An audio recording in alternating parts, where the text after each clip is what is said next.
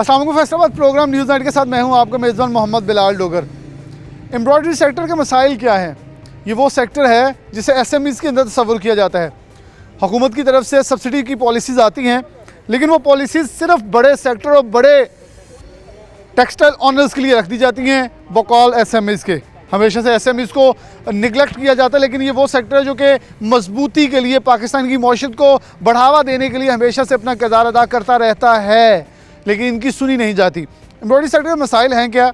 इनको बिजली के अंदर सब्सिडी नहीं मिलती, इन्हें टैक्स के अंदर सब्सिडी कुछ नहीं दी जाती, लेकिन ये कहा जाता है कि तमाम फैक्ट्रीज 100% अपने वर्किंग पावर के है, लेकिन ये तो बंद पड़े हैं। एम्प्लॉयमेंट इन्होंने देनी है, हुकूमत 1 करोड़ नौकरियां देने का दावा करता है। आखिर कहाँ हुकूमत की मिसकंडक्ट किया जा रहा है और हुकूमत को मिसगाइड, या वज़ीर आज़म पाकिस्तान इमरान खान को मिसगाइड कहाँ किया जाता है, जैसे कि वो खुद भी तस्लीम करते हैं कि उन्हें ब्यूरोक्रेसी गलत गाइड करती है।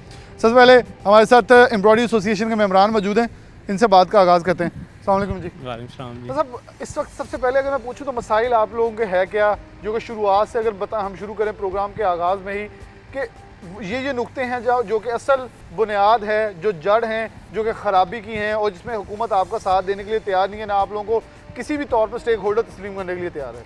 हाँ जी, शुक्रिया बहुत भाई। सबसे बड़ा हमारा जो मसला है ना कि गवर्नमेंट जब भी कोई पॉलिसी बनाने की कोशिश करती है या बनाती है, इस दफ़ा उन्होंने कहा जी कि हमने एसएमई सेक्टर के लिए बहुत अच्छी पॉलिसी बनाई है, तो उसमें कोई भी एसएमई सेक्टर का नुमाइंदा शामिल नहीं होता, जिसकी वजह से उसमें वो एक चीज़ रह जाती है। वो बुनियादी तौर पर जो भी नुक्ता बनाते हैं उससे हमें फ़ायदा को नहीं पहुँचता। इसलिए मेरी गवर्नमेंट से पहली गुजारिश ये है कि अगर आप एसएमईज़ के लिए कोई पॉलिसी बनाएं तो उसके हकीकी नुमाइंदों को बुलाएं। अगर हम एसएमई सेक्टर की बात करते हैं तो एम्ब्रॉयडरी सेक्टर इसका सबसे बड़ा स्टेक होल्डर है। इसके इन्होंने अभी बिजली का ऐलान किया, उसमें हम जी आपको 50% डिस्काउंट जो एक्सेस यूनिट हैं उनके ऊपर देंगे, लेकिन उनको यही नहीं पता कि हमारे तो 50% यूनिट बंद पड़े हुए हैं। अगर हम उसको चलाएंगे, या तो हमारी मशीनरी को बहुत ज़्यादा नहीं आ गई है ना, तो हम ज़्यादा यूनिट चलाएँ। हमारे तो पहले यूनिट बंद हुए हैं। अगर पिछले साल हमने 5000 यूनिट चलाया तो इस दफ़ा हमसे 3000 यूनिट चल रहे हैं। हमारा बुनियादी नुक्ता इनसे ये है कि आप हमारा यूनिट रेट कम करें। जो हम पे एक्स्ट्रा चार्जेस आपने ज़ालमाना किस्म के क्वार्टर एडजस्टमेंट और दूसरे नीलम जेलम जो अभी तक चल रहा है और इस तरह के चार्जेस चल रहे हैं, इनको कम करके हमारा यूनिट रेट कम किया जाए। अभी भी चल रहा है सर, अभी भी चल रहा है, वो पता नहीं चल रहा है कि नहीं चल रहा, उसका सरचार्ज अभी भी चल रहा है। चल भी चला है और सब कुछ हो चुका है, लेकिन जी उसके सरचार्जेस अभी यही तो मैं बात कर रहा हूँ कि ये ऐसे टैक्सेस लगा के गवर्नमेंट खुद भी भूल जाती है कि हमने कौन कौन से टैक्सेस इन पे लगाए हुए हैं। आज हमें 26 रुपये यूनिट पड़ रहा है, उस 26 रुपये यूनिट के साथ हम किस तरह सर्वाइव कर सकते हैं? हमारी प्रोडक्शन ऑफ कास्ट इतनी ज़्यादा बढ़ गई है कि हमारे यूनिट के बंद होने की सबसे बड़ी वजह यही है कि हमारी प्रोडक्शन कास्ट किसी सूरत भी काबू में नहीं आ रही। एक वक्त था कि जब हम अपने हमसाया ममालिक अफ़गानिस्तान और बांग्लादेश को एक्सपोर्ट किया करते थे एम्ब्रॉयडरी फैब्रिक जो है, आज ये हालात है कि जहां हम पैदल जाके अफ़गानिस्तान को सबसे सस्ता कपड़ा दे सकते हैं। हमारा प्रोडक्शन ऑफ कास्ट इतनी ज़्यादा बढ़ गई कि इंडिया बाई एयर आके उसने वो सारी मार्केट कैप्चर कर ली है।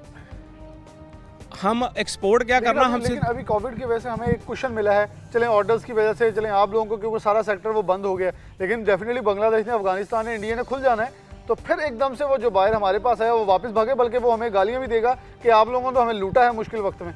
बिल्कुल, ये बात आपकी ठीक है, लेकिन इसमें गवर्नमेंट हमें फैसिलिटेट नहीं कर रही। जिस तरह इन्होंने एक्सपोर्टर थे, उनको धागे का मसला आया, कॉटन का मसला आया, तो उन्होंने उनकी ड्यूटी फ्री कर दी। उन्होंने उसको, उनकी कॉटन जो थी उसकी इंपोर्ट को ड्यूटी फ्री करके उनको फौरी तौर पे सहूलत दी। हम ये कहते हैं कि हमारा रॉ मटेरियल जो है वो 100% इंपोर्ट है। एक सुई भी यहाँ पे नहीं बनती, उसका ऑयल भी नहीं बनता, धागा सबसे बड़ा जो चाइना से सारी चीज़ें आ रही हैं, उस पर हमारी इंपोर्ट ड्यूटी को ये ज़ीरो करें, ताकि इस कोविड के दिनों में हम भी उस मार्केट को कैप्चर कर सकें और एक्सपोर्ट करके गवर्नमेंट को ज़्यादा से ज़्यादा ज़र मुबादला कमा के दे सकें, ज़्यादा से ज़्यादा ज़र मुबादला कमा के दे सकें, मईशत के लिए हम साबित हो सकें। अच्छा, अब आप कैसे देखते हैं, रेगुलेटरी ड्यूटी जो है वो कॉटन पे ख़त्म कर दी गई 5%, लेकिन हमारा तो मौक़िफ़ था, बल्कि इंडस्ट्रियलिस्ट का मौक़िफ़ था कि मुकम्मल तौर पे इंपोर्ट ड्यूटी ख़त्म करें। जब आपको मौका मिले दुनिया में खेलने का, तो आपने इंपोर्ट ड्यूटियाँ इतनी ज़्यादा कर दी और कह रहे हैं जी देखें जी हमारी इंडस्ट्री चल रही है, हम बड़े अच्छे ताकत। ये तो वो इंडस्ट्रियलिस्ट ने किया है। गवर्नमेंट क्या कर रही है? आपका समझते गवर्नमेंट को क्या करना चाहिए और क्या इस वो कर रही हैं? वो नारे दावे तो हमें नज़र आ रहे हैं उनके। बिस्मिल्लाहिर्रहमानिर्रहीम। पिछले 2 साल से गवर्नमेंट जो है वो हमें लॉलीपॉप दे रही है मुख्तलिफ पैकेजेस की शक्ल में, लेकिन कोई ऐसा लॉलीपॉप जो गवर्नमेंट ने दिया हो जिसमें किसी इंडस्ट्री वाले को कोई रिलीफ मिला हो, तो हम समझें कि ये चीज़ सही जा रही है। अभी इतनी सारी पॉलिसी आई हैं, लेकिन जो एसएमई सेक्टर है, ख़ास तौर पे एम्ब्रॉयडरी सेक्टर जो है, ये बिल्कुल बेयारो मददगार पड़ा हुआ है। इसमें हर किस्म की प्रॉब्लम आ रही हैं, कोई ऐसा मसला नहीं है जो इंडस्ट्री को ना हो और इसमें ना हो। सबसे पहला मसला तो धागे की इंपोर्ट का है। इंपोर्ट हमारे टोटल मटेरियल इंपोर्ट होता है, तो उसमें ड्यूटी जो है, एक पैदावारी लागत ड्यूटी की वजह से इतनी बढ़ रही है कि हमारे लिए सर्वाइव करना बड़ा मुश्किल हो गया, लेबर को हैंडल करना बड़ा मुश्किल हो गया। हम लोग तनख्वाहें नहीं बढ़ा सकते। तनख्वाहें तब बढ़ेगी जब हमारी प्रॉफिट बढ़ेगी। तो हमारी पैदावारी लागत इतनी ज़्यादा हो गई है कि प्रॉफिट को देखना दूर की बात, हम तो मशीनरी बेचने पे मजबूर हो गए हैं। अभी हाल ही में मैंने अपनी 3 मशीनें बेची हैं इस वजह से कि कुछ बच ही नहीं रहा, अब क्या करें। तो इसी तरह यूनिट हमारे बंद पड़े हुए हैं। तो मेरी तो ये जो गवर्नमेंट है उससे गुजारिश है कि इस सेक्टर को ख़ास तौर पे देखे, इसको जो मैक्सिमम रिलीफ हो सकता है वो रिलीफ दे, और जो वादा करती है गवर्नमेंट उस वादे पे कम से कम तो पूरा उतरे। इस सेक्टर को बेयारो मददगार छोड़ना जो है, ये समझ लें कि लाखों लेबर को यतीम व मस्कीन करने के मुतरादफ है। लाखों लेबर को यतीम मस्कीन करने के बिल्कुल मुतरादिफ बड़ी चीज़ें जो हैं वो ख़राब होती चली जा रही हैं। अस्सलाम वालेकुम। वालेकुम सलाम। आप कैसे देख रहे हैं कि इस वक्त कहाँ खड़े हैं? क्योंकि मेरे ख्याल में मसल जो थे वो बहुत ज़्यादा थे इस इंडस्ट्री के अंदर, लेकिन इस हद तक कमज़ोर कर दिए गए मसल कि अब वो अपने आप को ताकत के साथ लगाने के लिए भी तैयार नहीं है। लोगों के पास इन्वेस्टमेंट ख़त्म हो गई है। यहाँ जिद्दत आई, दुनिया ने इसके अंदर इन्वेस्ट किया, लेकिन जिद्दत भी रुक गई है। इंपोर्ट ड्यूटी इतनी ज़्यादा लग गई है, हर चीज़ इतनी लगी है कि अब लोग एम्ब्रॉयडरी का नाम सुन के एक बार डर जाते हैं, यार ना ना ना पैसा डुबो देना वहाँ। प्रॉब्लम ये है कि जब से ये पीटीआई गवर्नमेंट आई है, मैंने पहले भी बिलाल भाई एक दफ़ा बात की थी आपसे कि हम इसको लाने के गुनाह में शामिल हैं। माजरत के साथ 2019 में गवर्नमेंट ने बगैर किसी वर्किंग के सेल्स टैक्स इम्पोज कर दिया हम लोगों पे। हम वो लोग हैं जो सेल टैक्स देना चाहते हैं, बल्कि मैं इसको क्लियर करना चाह रहा हूँ कि हम 17% नहीं दे रहे, हम अनरजिस्टर्ड हैं, हम 20% दे रहे हैं। और जो हमारा आगे मैन्युफैक्चरर धागे वाला जो हमें धागा प्रोवाइड करता है, वो 20% का 20% खुद खा रहा है। लेकिन देखें, मेरा एक यहाँ बुनियादी सवाल है कि ये भी एक बहुत बड़ा फ्लॉ बैक है कि जब आप कह रहे हैं जो रजिस्टर्ड है वो 17 दे, जो नॉन रजिस्टर्ड वो 20 दे, या तो उसे 50 पे ले जाएं, इतना मार्जिन हो कि आप लोग खुद ब खुद भाग के हैं। यानी कि चोर बाजारी का तो रास्ता खुद प्रोवाइड कर रही है। बिल्कुल सही, बिल्कुल सही। हम रजिस्टर्ड होना चाह रहे हैं। हमने हर सतह पे इस बात को उठाया कि हम रजिस्टर्ड होना चाह रहे हैं।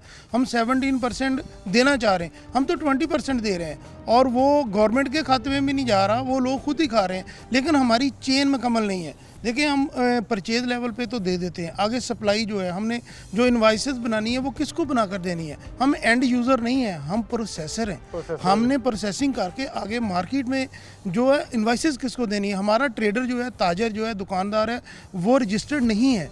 इसको गवर्नमेंट समझती नहीं है, हमारी चेन मुकम्मल नहीं करती।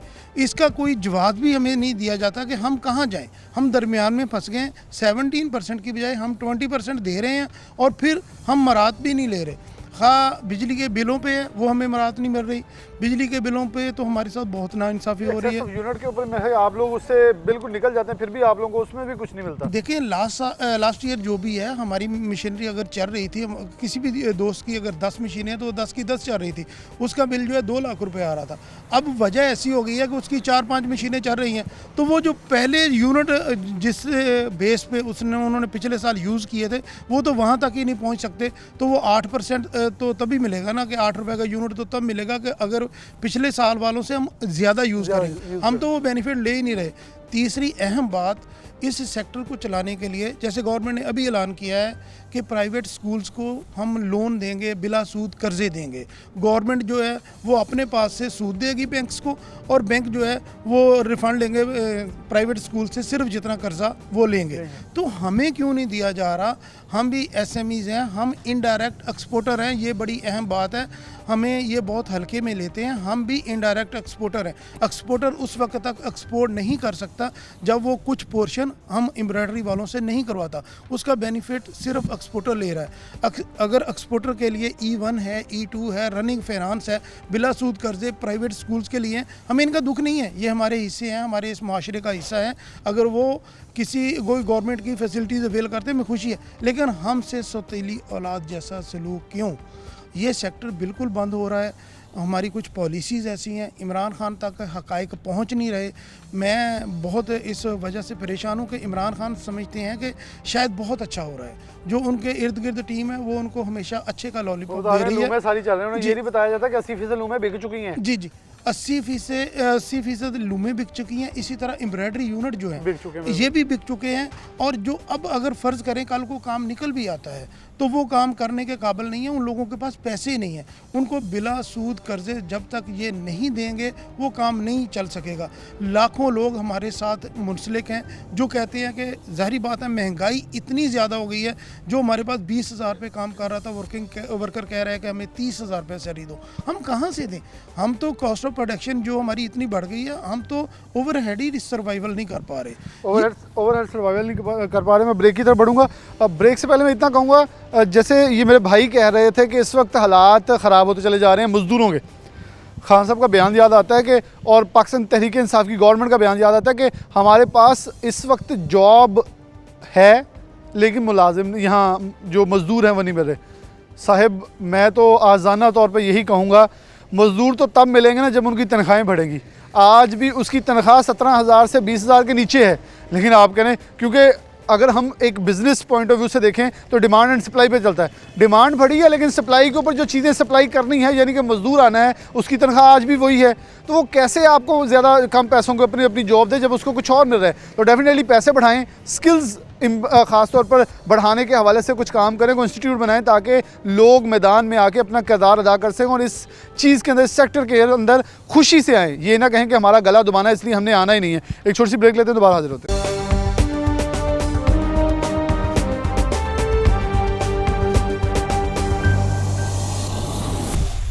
वेलकम बैक नाज़रीन, दोबारा से प्रोग्राम के अंदर खुशामदीद कहते हैं।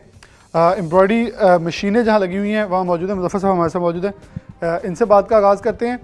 रॉ मटीरियल के हवाले से बहुत सारी इनके तहफ़्फ़ुज़ात हैं, फैक्ट्री के अंदर बिजली के हवाले से, मज़दूरों के हवाले से, सब्सिडाइज़ चीज़ें जो हैं इस कोरोना के अंदर बहुत सारी चीज़ों की है, लेकिन ये इससे महरूम रहे हैं। अस्सलाम वालेकुम जी। क्या इस वक्त अगर हम बुनियादी मसाइल देखें कि इस वक्त हम इस मशीन पर खड़े हैं, मशीनों के अंदर खड़े हैं बल्कि, और मसाइल बढ़ते चले जा रहे हैं, मिल कुछ नहीं रहा लेकिन लग बहुत कुछ रहा है। क्या हालात वाक़यात है कि मशीनें चल भी रही हैं, कितना चल रही हैं, कितना लगा रही हैं, कितनी कॉस्ट लग रही है और कितना निकल रहा है? जी ऐसे है कि मसाइल, आपकी बात बिल्कुल 100% ठीक है। मसाइल हमारे बहुत ज़्यादा हैं और उसके नतीजे में हमें मिल कुछ भी नहीं रहा। जब धागा ख़रीदने जाओ तो हमें पहले तो ये है कि धागा हमें महंगा मिलता है। कहते हैं कि जी आप सेल टैक्स में रजिस्टर्ड नहीं है। रजिस्टर्ड हम कैसे हों जब हमारा आगे जो कस्टमर है, एक छोटी दुकान वाला है, हम उसको बोलते हैं कि जी हम आपको इनवाइस देंगे, वो कहते हैं जी हम आपके साथ हमने काम नहीं करना। तो हमें 20 रुपये कौन जो है वो महंगी मिलती है। 100 रुपये की कौन होनी चाहिए, 120 रुपये की, वो 20 रुपये हमसे वो एक्स्ट्रा चार्ज कर लेते हैं। बिजली के बिल में हमें कोई रिलीफ नहीं दिया गया। एसएमई सेक्टर में सबसे बड़ा जो हमारा फैसलाबाद में एक हम स्टेक होल्डर हम हैं, एम्ब्रॉयडरी वाले एसएमई सेक्टर में मेन स्टेक होल्डर हैं, और हमें 1 रुपये का रिलीफ नहीं दिया गया। जैसे बिजली के बिल में पावर लूम को, दीगर सेक्टर को रिलीफ मिलता है, हमें कोई रिलीफ नहीं दिया गया। बिजली हम महंगी ले रहे हैं उनसे, धागा हम महंगा ले रहे हैं, ऊपर से हमें जो बचता कुछ नहीं है। लेबर हमारे साथ जो काम करती है वो कहती है जी हमारी तनख्वाहें बढ़ाएं। उनकी बात भी सही है, महंगाई जिस कदर हो चुकी है, हम इनको जो सैलरी दे रहे हैं उसमें इनका गुजारा नहीं हो रहा। ये हमसे डिमांड करते हैं, हम सैलरी बढ़ा नहीं पाते, फिर ये किसी और जगह पे कन्वर्ट हो रहे हैं। इस वक्त फैसलाबाद में 40% के करीब एम्ब्रॉयडरी मशीन जो है वो लेबर की वजह से बंद है। वजह क्या है कि हम सैलरी इनकी नहीं बढ़ा पा रहे, और तकरीबन 20,000 के करीब जो मज़दूर हैं वो शॉर्ट हैं हमारी इस इंडस्ट्री में। उसकी वजह से 4,000 के करीब, 4 से 5,000 के करीब मशीनें लेबर की वजह से बंद हैं। 4 से 5,000? जी बिल्कुल ऐसे ही है। और जो मशीनें चल भी रही हैं, हमारी कास्ट ऑफ प्रोडक्शन इतनी है कि महीने के एंड में हम अपने कपड़े और जेबें झाड़ के घर को जाते हैं, और एक ये समझ लें कि इतनी करोड़ों की इन्वेस्टमेंट भी की है और हमें कोई किसी किस्म का ना गवर्नमेंट से रिलीफ मिल रहा है और ना ही हमें कोई मार्केट से अच्छा रिस्पांस मिल रहा है। आर्डर भी जो हैं वो भी ऐसे ही हैं कि आज चले जाओ तो आर्डर मिल जाता है, अगले दिन जाओ तो आर्डर नहीं मिलता। तो मतलब आपने बड़ी एक तशवीशनाक चीज़ कही कि जेबें झाड़ते हैं, कपड़े झाड़ते चले जाते हैं, तो यानी इन्हें बेचेंगे तो ख़त्म हो जाएगा, चल रहा है तो चलें, रोटी चल रही है उसके साथ ही चला रहे हैं काम। मतलब ये क्या ऐसी सिचुएशन आ गई? इससे पहले हुकूमतें, क्योंकि डेफिनेटली हुकूमतें आती थी हालात बेहतर भी होते थे, लेकिन इस वक्त वर्स्ट हो गए हैं। आप यकीन करें कि हमारी, आपको पता है एसोसिएशन है, तो एसोसिएशन में हमारे पास एप्लीकेशन आती हैं। ये जो एम्ब्रॉयडरी मशीन है, ये मोस्टली लोग ऐसे हैं कि ये इंस्टॉलमेंट पे लेते हैं जी, कुछ एडवांस दे के इंस्टॉलमेंट पे लेते हैं, और इसकी इंस्टॉलमेंट ये तकरीबन 2 लाख के करीब इंस्टॉलमेंट होती है। एक बंदा आया, उसने अपनी जमा पूंजी जो है वो इकट्ठी करके मशीनें 2 ली। अब वो इस पोजीशन में है कि वो बेचारा, उसको शुगर भी हो गई और ब्लड प्रेशर भी हो गया। अब वो सोच रहा है कि मैं क्या करूं। उसके पास इतने पैसे नहीं है कि वो इसमें से कमाई करके अपनी इंस्टॉलमेंट दे सके, और जो मशीन इंपोर्टर हैं उन्होंने उसकी मशीनें बंद कर दी हैं। वो ना उधर का ना वो मशीनें अब बेच सकता है और ना वो चला सकता है। ना वो मशीनें बेच सकते ना चला सकते। अस्सलाम वालेकुम। वालेकुम कब से आप काम कर रहे हैं इस मशीनों पे? तकरीबन मेरा 14-15 साल हो गए सर मुझे। 14-15 साल का तजर्बा है। जी सर। अब हालात क्या हैं घरों का, कैसे? तकरीबन सर 2 साल से ऐसे है कि बिल्कुल नकारा हो गए हैं। ये कह लो कि ये काम तो बिल्कुल ख़त्म हो गया है, जैसे कि बिल्कुल ही जड़ से ही ख़त्म होता जा रहा है। लेकिन इसकी डिमांड भर गई है। लेकिन डिमांड बढ़ती है, लेकिन पीछे से इसको कास्टली कुछ मिलता ही नहीं है। ठीक है ना। फिर लेबर है, उसका घर में जो खर्चा है वह महंगाई के हिसाब से बहुत ज़्यादा हो गया। ठीक है ना, जिसकी वजह से वो मिल ही नहीं रहा कुछ।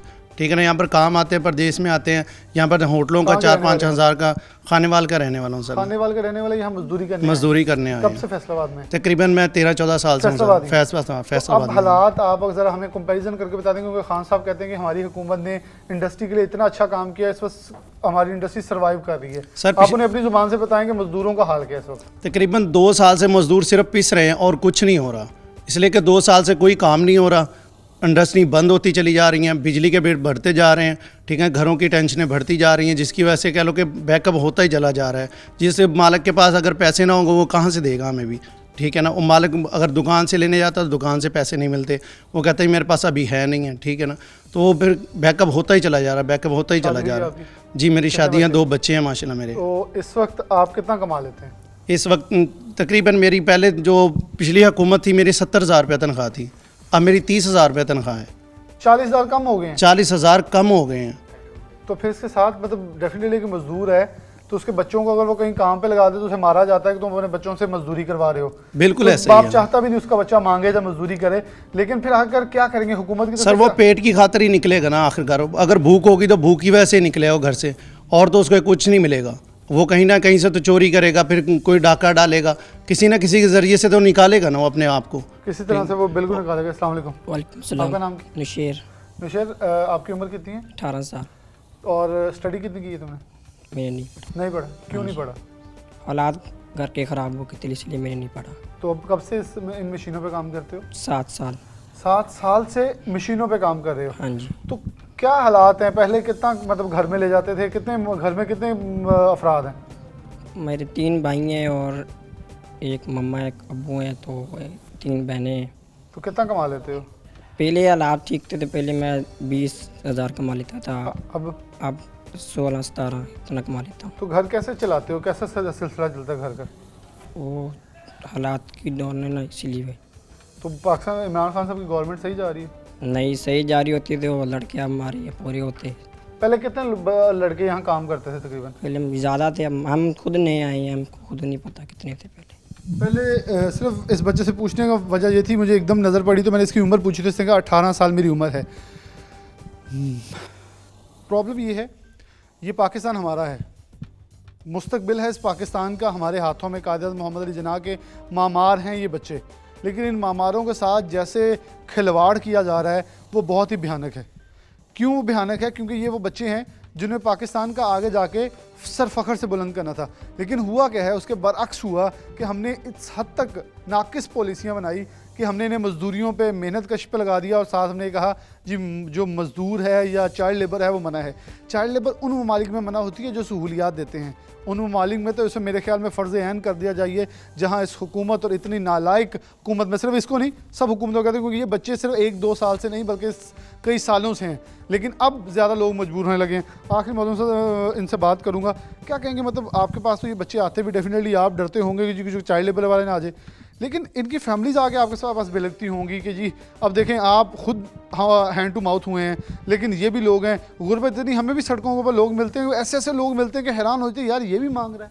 जी बिल्कुल ऐसे ही है कि अब आपको बताऊं कि अक्सर ऐसे आते हैं कम उम्र के लोग जॉब के लिए बच्चे जो हैं, तो हम उनको नहीं रखते, वो रोने लग पड़ते हैं कि जी हमारे घर में हमारी माँ बाप जो है बूढ़े हैं, घर में और कोई कमाने वाला नहीं है। तो क्या करें आप बताएं कि हम भी मजबूर हैं, फिर उनको रख लेते हैं, नौकरी पे रख लेते हैं, उनकी तस्दीक करते हैं। अगर वाकई वो मजबूर हो तो इस तरह के आप देखेंगे आपको लातादाद इस तरह के केसेस नज़र आएंगे। और हमारे पास स्किल लेबर नहीं है और इनके पास स्किल्स हैं। जी बिल्कुल, ये अब माशाल्लाह ये ट्रेंड है, ये मशीन चला लेते हैं सारी, इनके अंदर स्किल्स हैं। अब इसका हल क्या है? अब या तो गवर्नमेंट इनकी निगरानी करे, देखे कि ये इस तरह के जो गरीब लोग हैं उनका घर का चूल्हा कम से कम चलना चाहिए, 2 वक्त की रोटी मिलनी चाहिए।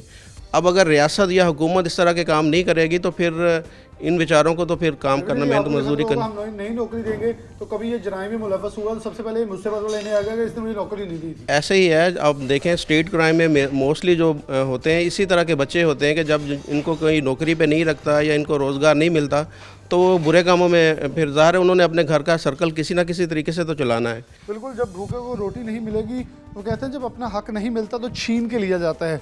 तो यही जब वो नवाला नहीं मिलेगा, किसी की बहन, किसी का बच्चा, किसी का बाप, किसी की माँ जब बिलखती होगी, रोती होगी या तड़पती होगी किसी चीज़ के लिए, तो वो फिर उसका दिल करता वो छीन के खींच के ले आए। तो वो फिर खींचता दूसरों की जेबों में से है, दूसरों के कपड़ों में से है। बड़ों को क्या, हुकूमतें चलती हैं, सल्तनत के जो बादशाह हैं वो असम्बलियों में बैठते हैं, उन्हें क्या पता हो कि गरीब का बच्चा कैसे तड़पता है। अपोजिशन से भी मैं तो दुआ ये करूँगा कि वो भी अगर संजीदा होकर भी धरने देते हैं, एहतजाज करते हैं, तो इनके लिए संजीदगी से सोचें, सिर्फ अपने आप को बचाने या अपने लिए काम करने की कोशिश ना करें। और उम्मीद भी यही इस चीज़ की जा सकती है कि हालात बेहतर हों, क्योंकि हुकूमतों पर तनकीद करना हमारा सिर्फ ये मकसद नहीं कि उनको गिराना है, जो उनको इस तरफ लेके जाना है। हमारा मकसद सिर्फ ये होता है कि ठीक हो सके उन लोगों के लिए जिनके लिए हम बोल रहे हैं, उनको कुछ मिल सके। छोटी सी ब्रेक लेते हैं, दोबारा हाजिर होते हैं।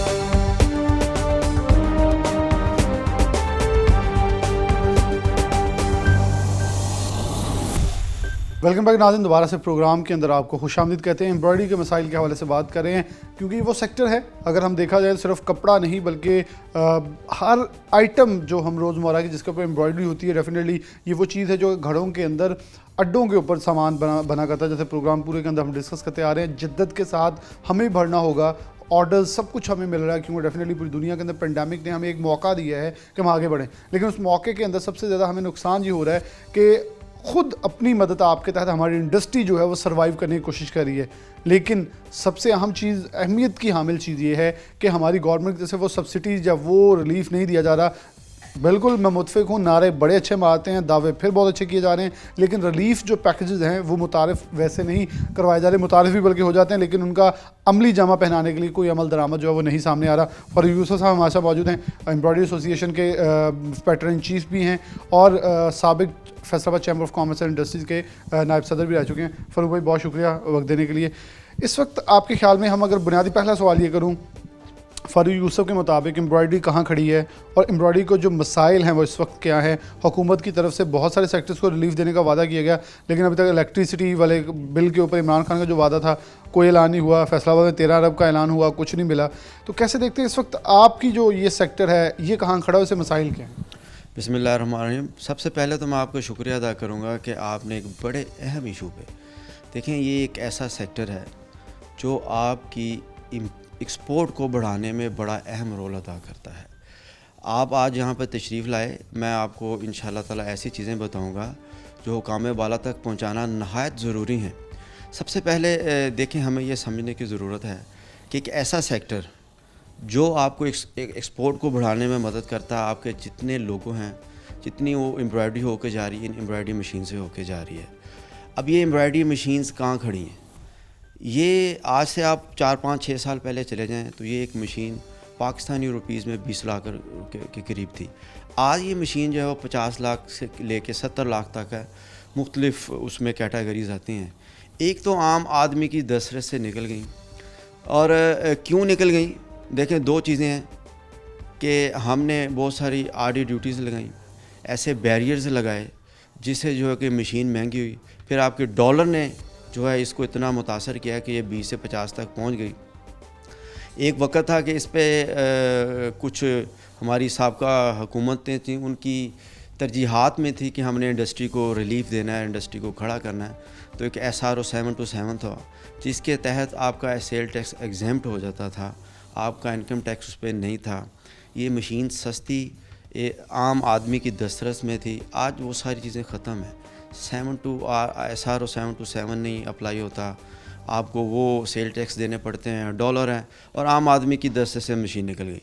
अब देखें मैन्युफैक्चरिंग की तरफ आ जाएँ। जब एक बंदा मशीन लगा लेता है, पहली तो बात यह है कि वो लगा नहीं पाता। जब लगा लेता है तो उसको बिजली जो है, इलेक्ट्रिसिटी जिस रेट्स पे उसको मिल रही है, वो compete नहीं कर पाता।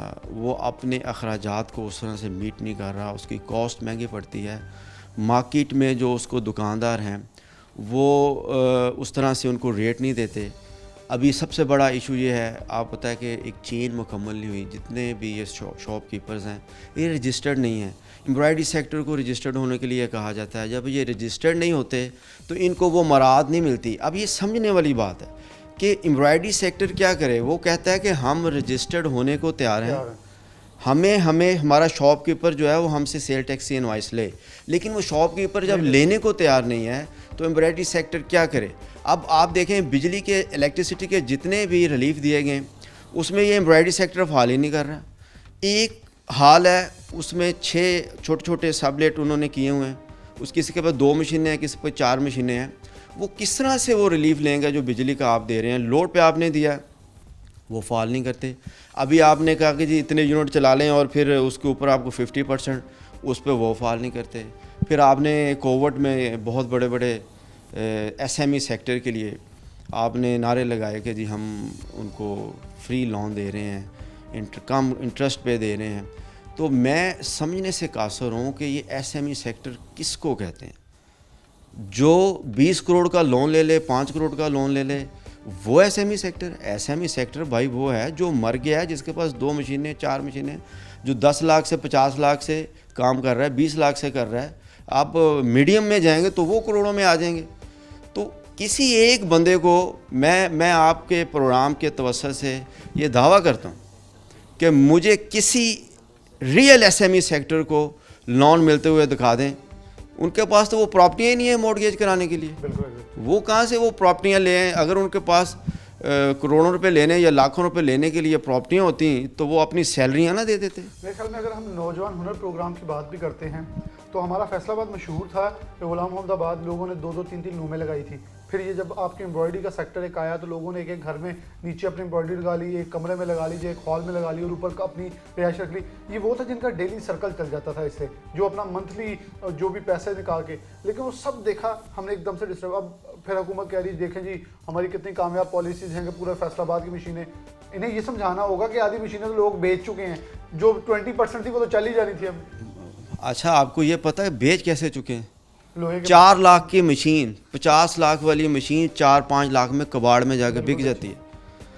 उसने सारी ज़िंदगी मेहनत करके जो क्यों कि वो देखें, यही बात मैं कह रहा था कि जब आपकी मशीन सस्ती होगी आप उसको फैसिलिटेट करेंगे, यहाँ पे जिद्दत आएगी।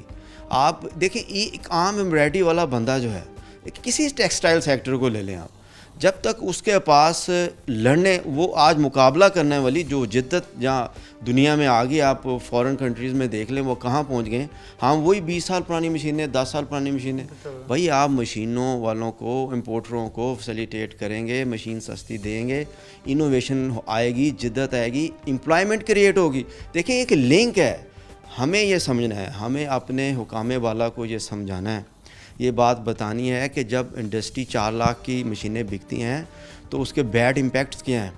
आप ये कहते हैं कि हमने RDs लगा के, हमने SROs ख़त्म करके, हमने जनाब इंपोर्ट पे कदम लगा ली। और भाई इंपोर्ट में आपकी ऐसी मशीनरी आ रही है जो जिद्दत पैदा करती है और फिर एम्प्लॉयमेंट होती है, फिर एक्सपोर्ट बढ़ती है। ये हुकूमत को अपने भी वज़रा भी समझाते रहे कि मुझे याद अभी भी फवाद चौधरी का बयान कि 1 करोड़ नौकरियां हमने नहीं देनी, प्राइवेट सेक्टर जो अदारे देते होते हम फैसिलिटेट करते हैं। लेकिन ये नारा मारते वक्त PTI भूल गई कि हमने इक़दार में आना लोगों को बेवकूफ़ बनाया 1 करोड़ नौकरियों का। ये भूल गए कि SMEs ने वो नौकरियां देनी थी, सेक्टर दूसरों ने वो नौकरियां देनी थी। गवर्नमेंट उनको फैसिलिटेट करती है, मौक़े फराहम करती है। नौकरियों की आप बात करते हैं, देखिए जब मैं अभी भी आपको आप फैसलाबाद में चले जाएं, मेरे से लिस्ट उठा लें, मेरे पास सारा डाटा है, आप जाके देख लें, आपको मोर देन 40% अभी मशीनें बंद नज़र आएंगी। क्यों बंद नज़र आएंगी? बड़ी अहम बात है कि वो कोविड में वो सैलरियाँ नहीं दे पाए, और फिर जो गवर्नमेंट के रिलीफ मिले वो रिलीफ में फॉल नहीं कर सके, और आज भी वो पैसे इकट्ठे कर रहे हैं कि वो पैसे इकट्ठे हो जाएं, हम धागे वाले को पैसे दे के, या जो जिनकी हमने कोई इंस्टॉलमेंट देनी है उनको इंस्टॉलमेंट दे के तो अपनी मशीनरी चला लें। कहाँ से एम्प्लॉयमेंट क्रिएट होगी? वो तो घरों में बैठे हुए हैं लोग। जो एम्प्लॉयमेंट तो तब क्रिएट होगी जब आपकी मशीनरी नहीं आएगी, इंडस्ट्री लगेगी। और ये ऐसी इंडस्ट्री है एम्ब्रॉयडरी की जो कि एक आम आदमी इसको मशीन लगाता है तो एक मशीन पे 10 लोग 2 शिफ्टों में 3 शिफ्टों में खड़े हो जाते हैं। 10 लोगों की एक एम्प्लॉयमेंट क्रिएट होती थी 20 लाख से, एक 20 लाख की इंडस्ट्री लगाने से। आज वो 60 लाख की चलेगी और वो आपकी एम्प्लॉयमेंट भी नहीं है, मशीनें भी बंद पड़ी हैं। लिहाजा ये अब लम्हा इस वक्त लम्हा फ़िक्रिया और ये सोचना होगा काम वाला को कि अगर हमने नारों और दावों की बात करनी है तो उसमें कोई प्रैक्टिकल लेके आना पड़ेगा। और इसके लिए देखें एसएमई सेक्टर को लूप में लेना होगा, जो इसके रियल स्टेक होल्डर हैं। मत उन लोगों को लें जो नाम नहाद एसएमई सेक्टर के मालिक बने हुए हैं और फिर आ जाके वही लोग फैसिलिटेट होते हैं। एक मखसूस ख़ानदान, मखसूस लोग, एक मखसूस तबका, एक मखसूस बिज़नेस कम्युनिटी इससे फैसिलिटेट होती है। आम बिजनेसमैन एसएमई सेक्टर का वो इससे बिल्कुल फैसिलिटेट नहीं होता। उनसे रियल स्टेक होल्डर उठाएं, अपनी मीटिंग्स में बुलाएं और फिर आप देखिएगा कि अगर वो आपको जो मशवरे देंगे, जो आपको चीज़ें बताएंगे और आप करना चाहेंगे तो आपकी इंडस्ट्री भी खड़ी होगी, एम्प्लॉयमेंट भी क्रिएट होगी और मुल्क भी खुशहाल होगा। मुल्क भी खुशहाल होगा, एम्प्लॉयमेंट मिलेगी। बहुत अहम सवाल था क्योंकि वज़ीर-ए-आज़म पाकिस्तान इमरान खान और उनके वुज़रा इस चीज़ को चीख कर फैसलाबाद में चलाते रहे कि हमारे पास मज़दूरों की कमी है और हमारी तमाम फैक्ट्रियाँ इस वक्त 100% पे चल रही हैं। मैं सिर्फ ये दिखाना चाहता हूँ, ये भी उसी इंडस्ट्री से वाबस्ता एक यूनिट है, एक डिपार्टमेंट है, एक शोबा कह लें, जो कि ख़ुद बता रहे हैं, ख़ुद बता के आपको पॉइंट आउट कर रहे हैं कि 40% बंद पड़ी हैं, एम्प्लॉयमेंट नहीं मिल रही, लोगों को फैसिलिटेट नहीं किया जा रहा। बिजली के शोबे के अंदर इनको फैसिलिटेट नहीं किया गया। जब इंडस्ट्री में बुलाया गया तो एसएमईज़ का एक बहुत बड़ा एतराज़ था। सरीना होटल में उनके साथ मुलाकात तक नहीं की गई। बड़े सिर्फ स्टेक होल्डर्स नहीं बल्कि सिर्फ बड़े इंडस्ट्रियलिस्टों को साथ बिठा के किसी और एसोसिएशन के मेंबर को साथ भी नहीं बिठाया गया।